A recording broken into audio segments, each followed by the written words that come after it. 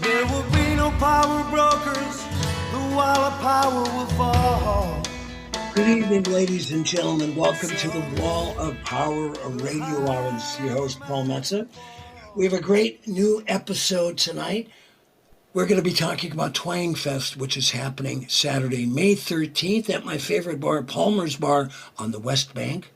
We've got a couple of the artists that will be performing. The artists that will be performing are John Magnuson, Molly Mayer, Doug Collins, Becky Capel, the Good Time Gals in the Union Suits, and starting off tonight's show, a fella I've never met and will get to know over the course of the interview, formerly the Carpetbaggers musician and songwriter, John Magnuson. John, how are you tonight? I'm just doing just fine, Paul. Thanks for having me. It's been good to be here and talk a little bit about the Twangfest coming up. Let's talk a little bit about the Carpetbaggers, because you guys had a nice little run there in the 90s for a while.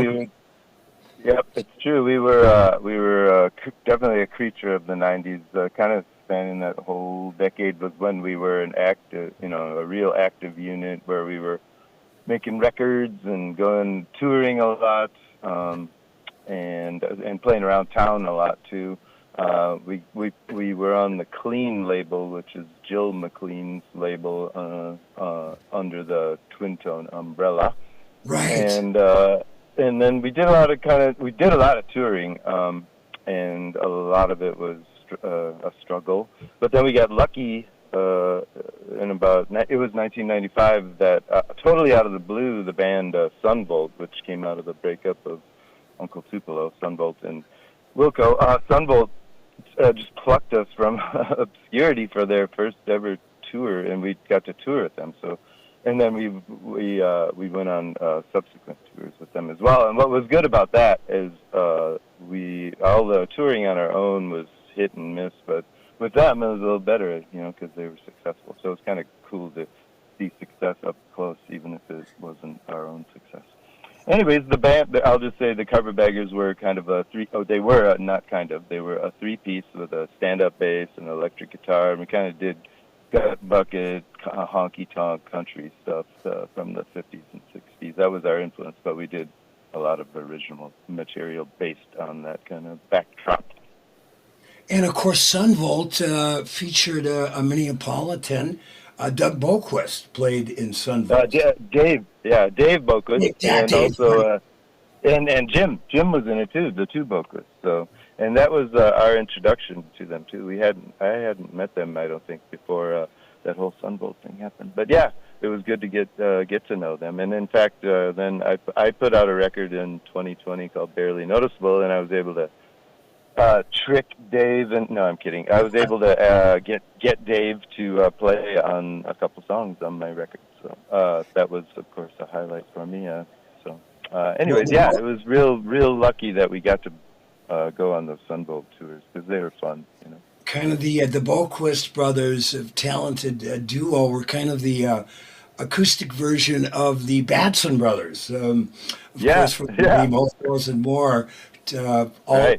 Both Bill and Ernie, good friends of mine. Let's do this a little bit as we go back. Let's listen to the Carpetbaggers. What song, John, are we going to be listening to? I believe we're going to be listening to Cry Myself to Sleep. Great. The Carpetbaggers, Cry Myself to Sleep, and then more with John Magnuson, who's performing at Twangfest at Palmers Bar, May 13th.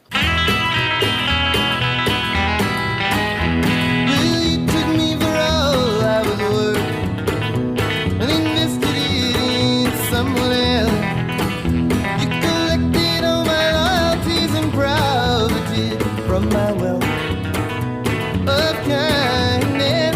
Oh, when I mentioned you would share to you, you think something out of me. You think of part ownership in some low risk condom company. Well, the heavy as my baby cost me in a harm and delight. To lose you cost me my heart and not to sleep. And the world could see there's no one who refinance me. You led yourself to the bank and I cry myself to sleep.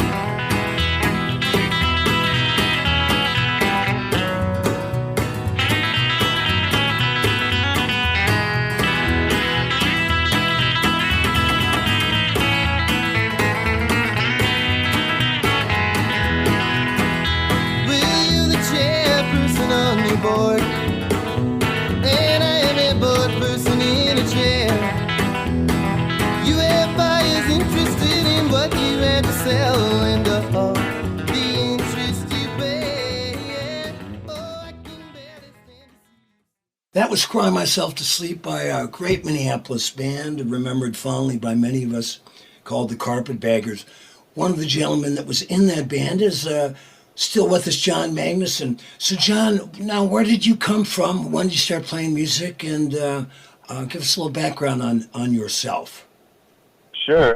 The other Carpetbaggers and we grew up in Edina. I went to Edina High School, and then we started a rock band kind of that never got out of the basement. Right before I went to college in New Hampshire. While I was in New Hampshire, they continued and they formed a band called the Contras, who you might remember. That was two of the Carpetbaggers were in that, along with Mike LaHecca, who you might know, and Andy Wolf. So they were, while I was in New Hampshire college, they were doing the Contras thing, and then when I came back, Contras kind of petered out, and then we started up the Carpetbaggers. So that's kind of where I come from musically. I grew up, actually, you might be interested to know that my very first guitar teacher when I was younger, like in 7th grade, is Tom Lieberman. Oh, really? Tommy Lieberman is one of my oldest friends. I moved to Minneapolis in 78, and I moved to Ridgewood Avenue because I knew one guy named Tommy Lieberman who lived on Ridgewood Avenue, and he and I have been friends ever since. Well, I will have to tell Lebo that one of his students has done well for himself, thanks to Lebo's tooling. Yeah, he actually has known me my whole life because he's a family friend. I have older brothers, and so he was friends with my older brothers. So he was always around the house. They were hanging out, and then now I've known him just through the music connection all through our adulthood. So yeah, he sure is a great guy and a fantastic guitar player and singer, as we all know.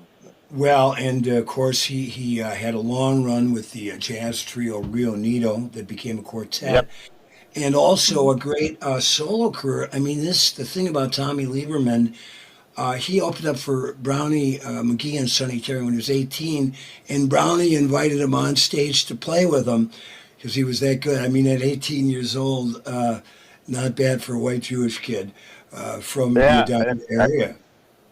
Yeah, right. I remember seeing that there's a photograph that he has of him and Brownie.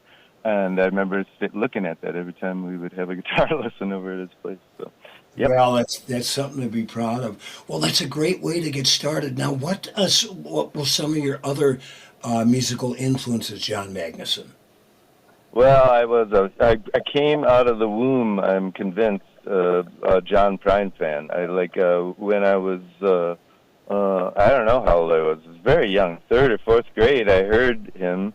And it was just an immediate fascination. I just spent once I heard him, I just spent 100% of my time listening to him. And so he was my first concert at O'Shaughnessy in '78. It was a wonderful experience. It was just great. So and then I did eventually become quite the Dylan guy.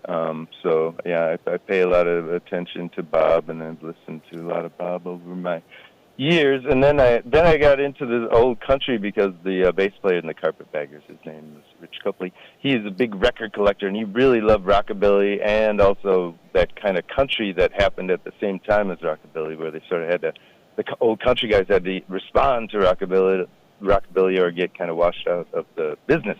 And some of the stuff that the old country guys did in response to rockabilly is particularly cool.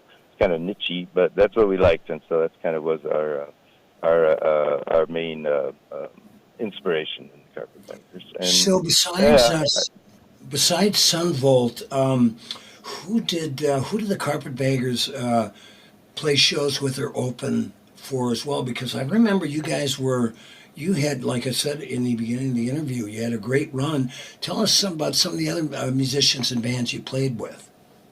Yes, we were kind of like the sort of practically speaking, a good opening band because we could get on and off the stage quickly, and we knew our place.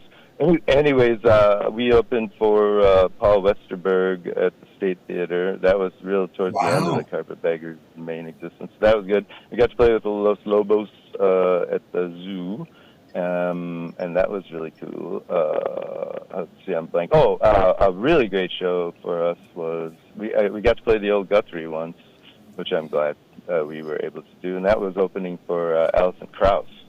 Wow. So I think we had Sue McLean to thank for that, and it sure was a meaningful experience for us because thankfully it went well. So it doesn't always go well, but that night it went well. So Sue McLean is the late great Sue McLean, one of the greatest independent music promoters in the country. Yes. I was honored. She booked me 8 different times at the Guthrie Theater, and the Guthrie itself is the institution celebrating their 60th anniversary this year. But I tell people, and I'd like you to talk about this, how great the acoustics were in the old Guthrie Theater. I would tell people standing on that stage, and you're standing on the same spot that Miles Davis, The Temptations, Patti Smith and Bruce Springsteen, and Elton John all played their Minneapolis debuts there. The band, Frank Zappa, Maynard Ferguson. I mean, the list goes on forever. But the acoustics were such, and actually the great Ralph Rapson, who designed the theater, designed the, when it opened in 63, they'd been working on it since 61, designed it with lights to figure out where the sound waves were going to go. And I think between the magic of that and then all of the musicians that played on that stage and the wood surrounding part of the theater created such a wonderful acoustic experience. I refer to it as standing in the sound hole of the world's largest acoustic guitar. Yeah, that's a good way of putting it, yeah. Do you remember? That makes me think of seeing John Hartford there in the 70s. Oh, I remember wow. when he was just solo, and he had his souped up banjo, and he was walking all around. He was portable because he was wireless or whatever it was, and he's walking around the whole stadium and sitting in different parts of it and continuing to play his song. It was pretty great. Well, he was not only a phenomenal musician that really kind of helped kickstart what is now known as the Americana movement. By his appearance on the Smothers Brothers show, his song "Gentle on My Mind," but he was also a riverboat captain, and I have a record that I could pull out my desk drawer and look at it right now that he signed. He was also an ace calligrapher. I didn't know that. Oh, yeah, he had a marvelous handwritten script and just an incredible guy. I was able to open for him up at Pirates Cove, which burnt down a few years later up in St. Cloud, just a couple years before he passed. But he had a real interest in America and the history of this country. And I know the next day they were driving down to Wisconsin, and they went down to Baraboo, Wisconsin, to the what was it? Was it Ringling Brothers and Circus? There's a museum down there, and John was headed there after the show. Well, yeah, just we remember, John Hartford. God, it's I'm going to do a little piece at the end of the show. I had a chance of opening up for Gordon Lightfoot in 1995 in Superior, Wisconsin, where the Edmund Fitzgerald went on just a magical evening. But I was just thinking after Gordon passed, it was amazing when I grew up, and when you were around, that you could go see John Hartford and John Prine and Gordon Lightfoot and Bob Dylan and Merle Haggard and Doc Watson. We were really blessed to come up as young musicians under the umbrella of all of that beautiful music. Very true, very true. Now, tell us about this latest record of yours. Yeah, okay, so I was kind of out of the music scene forever, and looking back, I kicked myself. I should have been making music then. I was making music, but just in my basement. anyways, I'm glad to be out there again. And so, in order to sort of kickstart a re-entry into the scene, I thought, well, let's make a record. So I did, and that was really a great experience. I had never done it all the way, been so heavily involved in the process, so it was like almost kind of like graduate school for me or something, to get a record all the way through to finished. And so I just had some songs. Oh, and then I had recently been doing some songs with somebody, a friend. I was converting, or not converting. I was taking their lyrics and putting some tunes to it, and it made me write some slightly different kinds of songs. And I got excited about them, so I chose about 5 of those collaborations and matched them up with other songs from my repertoire, as Bugs Bunny says, Right. to match with those songs as best I could. And then, but I have a whole bunch. As I say, I kept playing when I was out of the scene, so I got a lot of material. So I have a couple recording projects going now to follow up that Barely Noticeable. But that album, it has Dave Bocas, as I said before. Paul Virgin plays guitar in a couple tracks, and Becky Capel sings with me a couple times too on that record. So. Well, Paul Virgin is one of my favorite guitar players and a tonemeister of tonemeisters. I used to go see him when he played with Molly Mayer over at Nye's Polonaise Room, and I was always amazed at what a great guitar player Paul was. Yes, and one would get a healthy dose of Paul Virgin at this Twangfest because he plays with both Molly and Becky, so that'll be a lot of Virgin to take in that night. So Virgin fans, take heed. And once again, Twangfest, May 13th, 3 to 10 o'clock at Palmers Bar, the oldest bar in the Twin Cities. I think they started slinging whiskey there in about the turn of 1900 as the century came in. So I also, when I was reading a little bit about you, John, we also shared a bass player, the great Steve Murray. Oh, yeah, that's right. Yeah, Steve was on that record, that Barely Noticeable. It was him, Steve on the bass, and Peter Anderson on the drums. That was my rhythm section there. And I should mention, my trio who kicks off the Twang Fest on May 13th. We start at 4, and my trio consists of a guy on bass. His name is Paul McFarlane. He's the bass player in Run Westy Run, and also in Lolo's Ghost, and a couple other sweet projects. And he's a fine fellow, and really lucky to be able to play with him. And on drums, I have John Sandbo, who, among other things, is a drummer. Yeah, I'm sure you do. He drums for Curtis A. and In the Dark Click and other things. So, yeah, it's John Sandbo and Paul McFarlane, and I make up the John Magnuson Trio. So we'll be playing at 4. And then the Union Suits will come up after us at 5, and then it'll just keep building and building and building, and the excitement will build until we get to Molly Mayer at 9 o'clock. Well, it's a great, I have had more than one cocktail. I usually do a bump of brandy and a cold glass of grain belt when I go to Palmer's, but they've got that beautiful stage in the back and the patio. We should have nice weather by then, so I suggest everybody go out there and support one of my favorite bars of all time, and I've been in a few, so I know what I'm talking about. John Magnuson, I look forward to seeing you and hearing you one of these days. We're going to end with a song. Tell us a little bit about this tune we're going to hear, I Can't Leave Well Enough Alone. Yes, it's called I Can't Leave Well Enough Alone. It's kind of a song I had for a while, and it was finally time to record it. And what else to say about it? It's kind of there's a play on words, I guess, with I Can't Leave Well Enough Alone, that if one were to listen to the words, you might pick up on it. But anyways, that's all. I can't think of anything else to say. It's probably best to listen to the song. Well, John, thanks so much for taking time tonight to speak with us in the Wall of Power Radio Hour. Once again, Twangfest, May 13th at Palmer's Bar on the back patio. Have a great gig, man. Say hi to everybody you just mentioned, and when you bump into Steve Murray, tell him I miss him dearly. I sure will. Yeah, he's a wonderful guy, and he'll love to hear from you indirectly like that. So Sounds great, Johnny. You have a great gig, and thanks for taking time tonight. Thanks, Paul.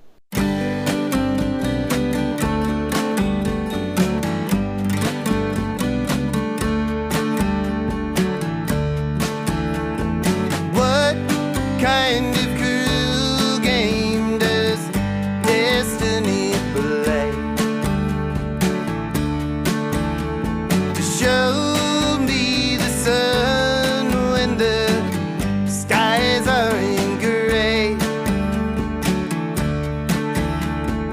Even the clouds that I do sometimes see aren't really so troubling to me.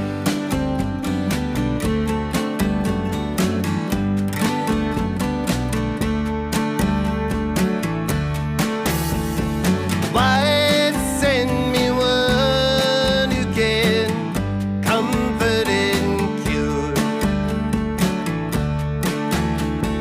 Then send another that seems even truer. Destiny, I wish you just would have gone.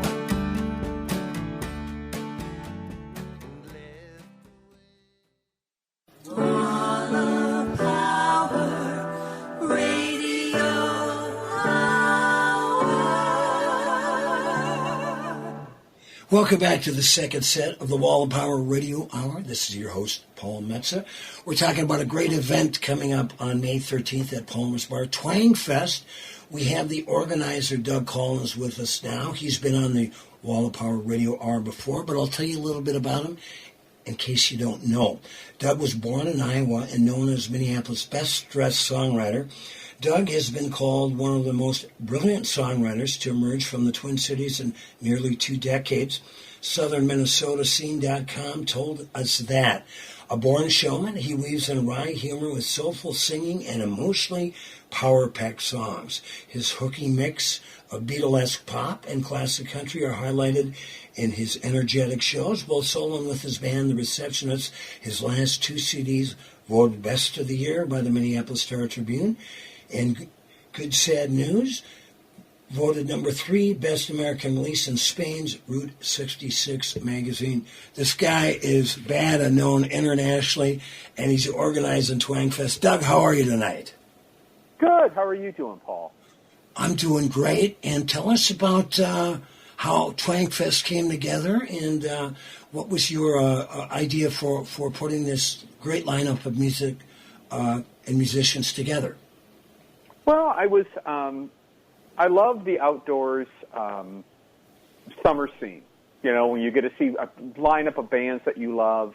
And there's always different ones, and they're usually kind of under one umbrella. And I was thinking, you know, we have such a great and in some ways unheralded country, twangy Americana scene here, and I wanted to really kind of just put the focus on that.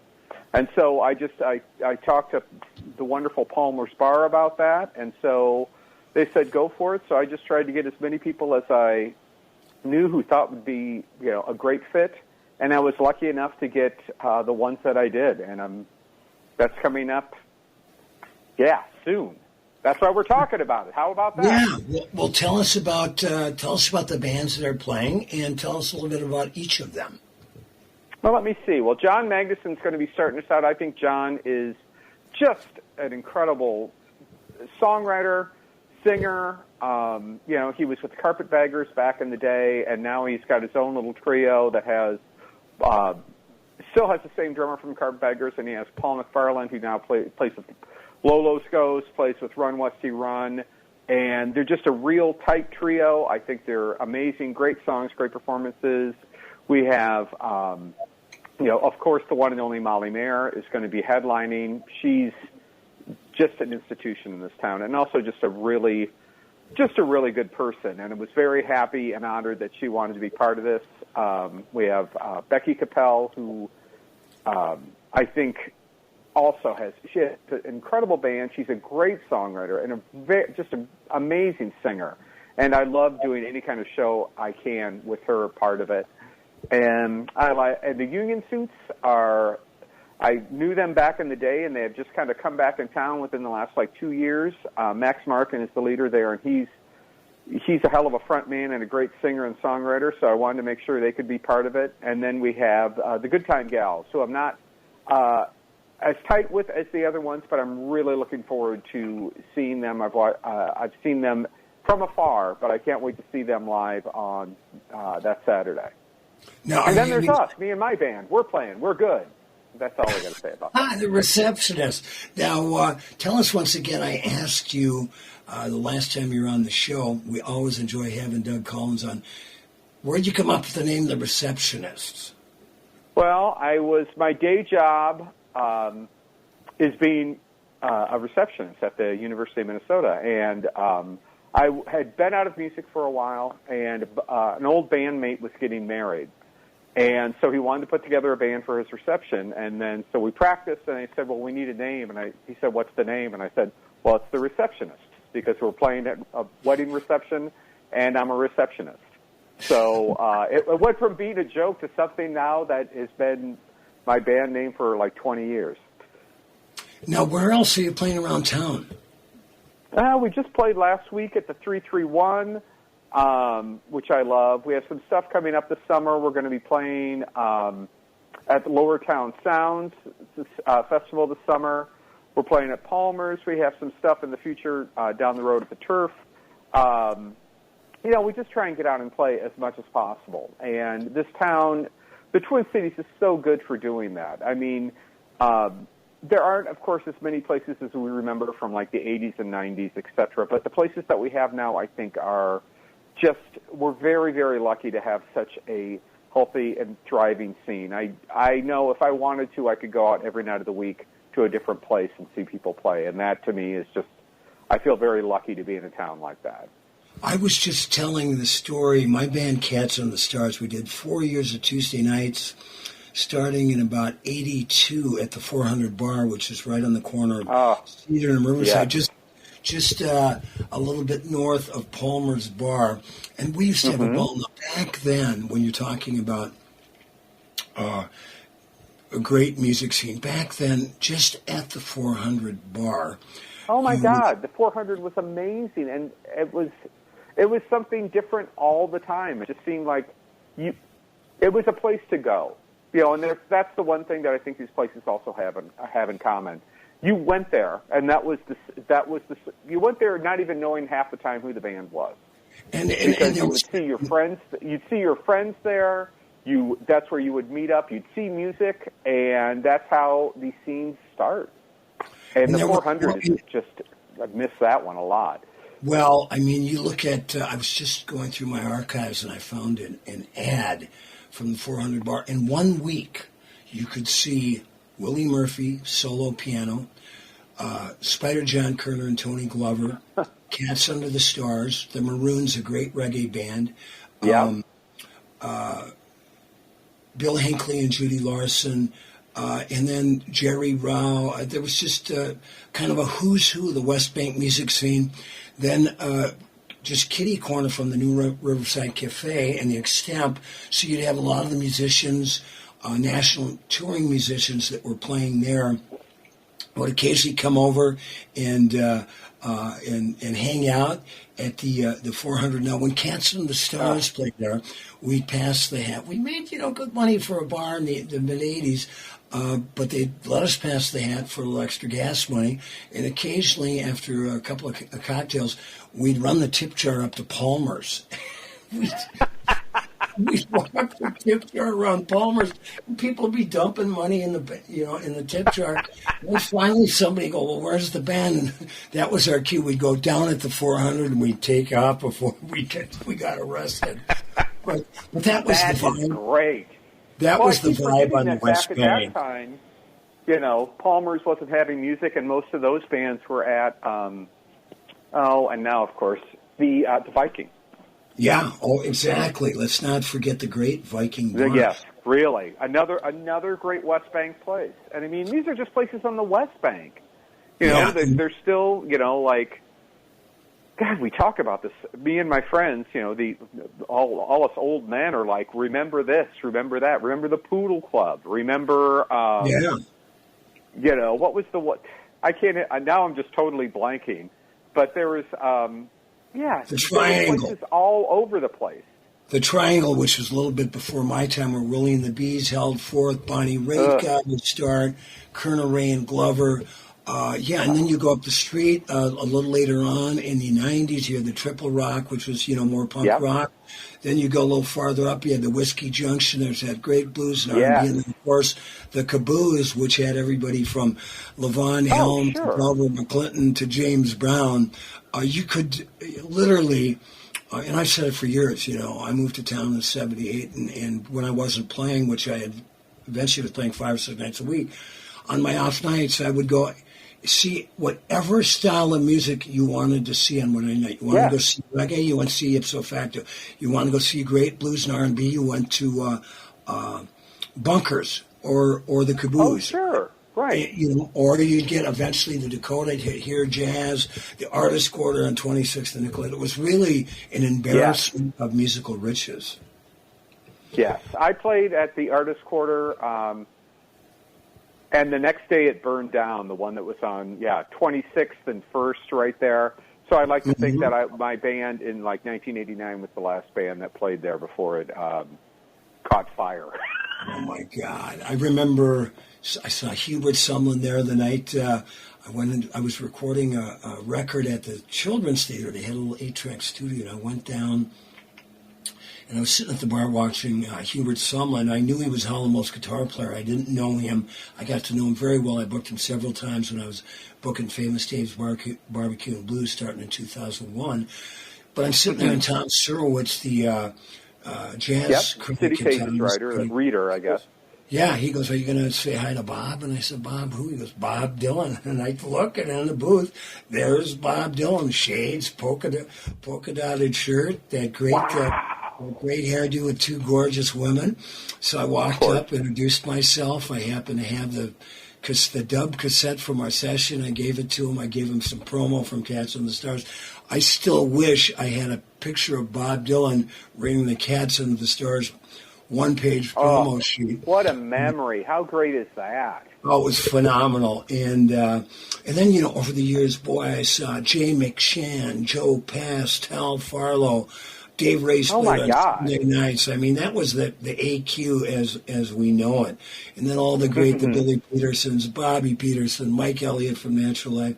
Yeah, I get teary-eyed thinking about it. Tell people about Palmers Bar who haven't been there. It's the oldest bar in the Twin Cities. It's opened in about 1900. It hasn't changed at all. It has not changed.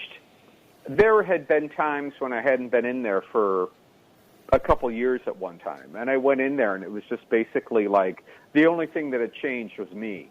Everything else was exactly the same. And there's just such comfort in that. And it's such a wonderful, you know, the whole, you know, folk West Bank scene was a little before my time.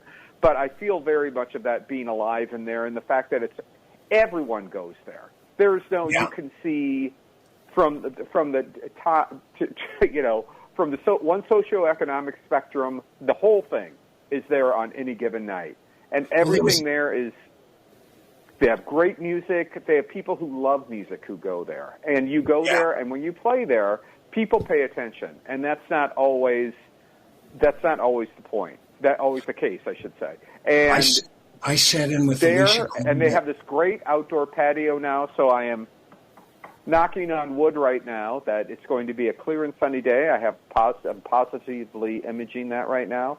But they have a great back patio there, too, and it's just a really, really solid place to see music. They've done really good work there. There was a picture that floated around 2 or 3 years ago that John Hamm from Mad Men was in town, and they had a picture of him and former bartender Tony Zaccardi with a Hamm's beer sign.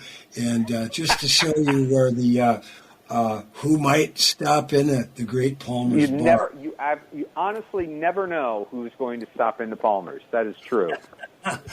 Well, I spent some quality time there over the years and remember it all fondly and stop in when I have time when I'm in town. Doug Collins, thanks for organizing this great Twangfest. I'm not sure if I can make it or not, but I want to encourage anybody that loves music and one of the first outdoor shows of the year to go on May 13th. Starts, I believe, 3 o'clock, right, Doug? I think so. I don't have it. I think it's 3 or 4. It doesn't matter. Come early, stay late. It's Palmers. 3 is 4. It doesn't matter. Yeah, exactly. I don't think we'll want to have you no matter what. And Paul, thank you so much for having me on the show, and hope all is well. It's good to hear your voice. Yes, well, you have a great gig, and if you ever get up to Duluth, give me a heads up, and I sure will. No worries. See if we can track down a place for you to play up here. Cool. That'd be great. All right. Thanks again, Paul. Take care. Yeah. We're going to listen to a Doug Collins song right now with Doug Collins, the Receptionists, called Drinking Again. Well, it's time to start drinking again. Haven't had one since I don't know when.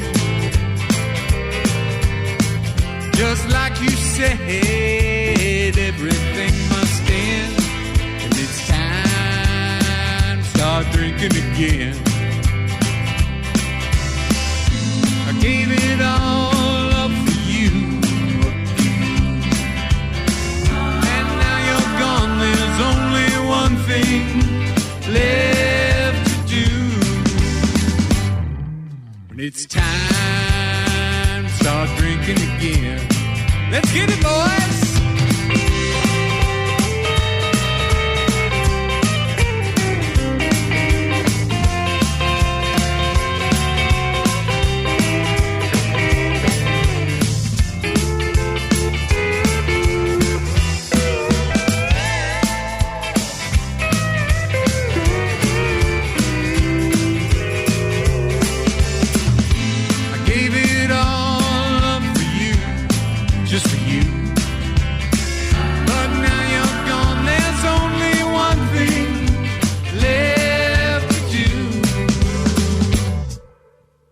And it's time to start drinking again. Start drinking again.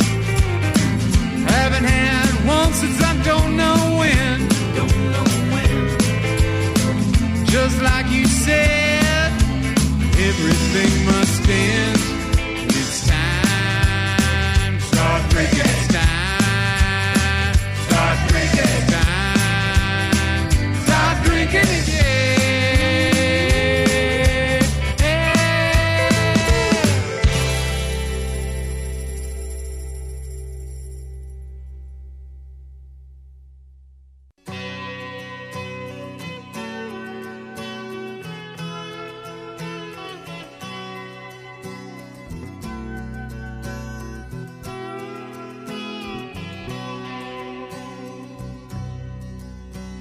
The legend lives on from the Chippewa on down of the big lake they call Gitchagumi.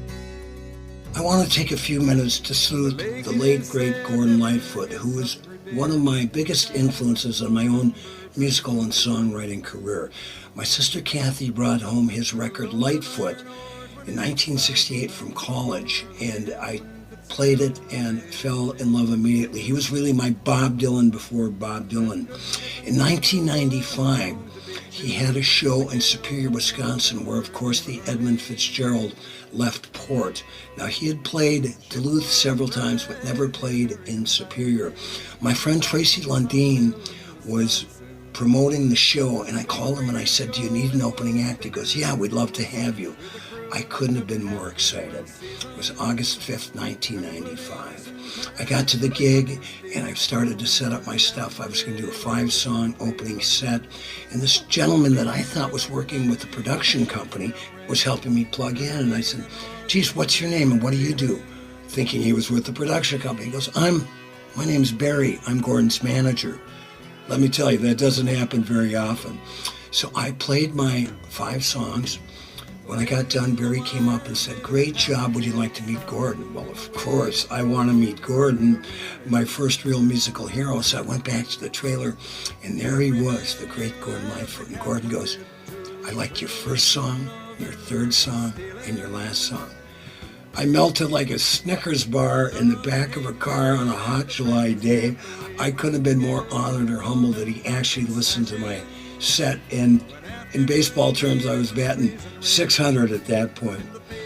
He went on to do his show. Now, the lights of Duluth were coming up on the hill that you could see from Connors Point, the outdoor venue where the show was. He did several tunes before he hit the opening chords of The Wreck of the Edmund Fitzgerald. Now, the month before, on July 4th, 1995, they had discovered the Edmund Fitzgerald and actually raised the bell from the boat. There were several people in the audience who had relatives of sailors that were that went down in that gales of November on the Edmund Fitzgerald.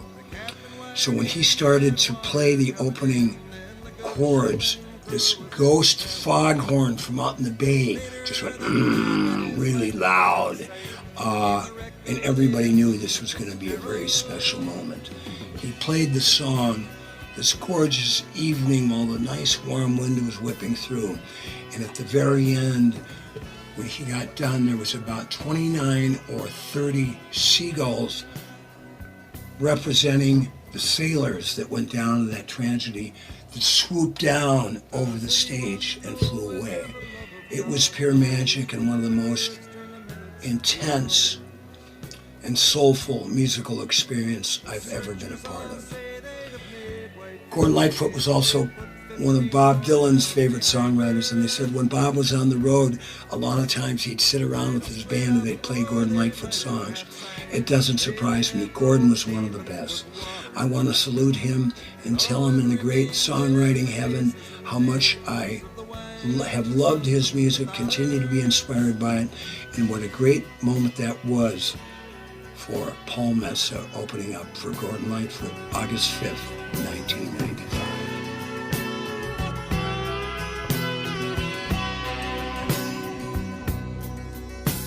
Lake Huron Road, Superior sings in the rooms of her ice-water mansion.